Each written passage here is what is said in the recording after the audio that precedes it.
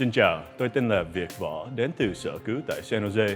Hôm nay tôi muốn chia sẻ 4 điều có thể giúp bạn ngăn cản sự lây bệnh cảm cúm và vi trùng.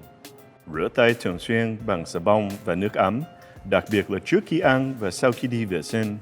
Xoa xà bông và chà tay ít nhất 20 giây trước khi xả nước.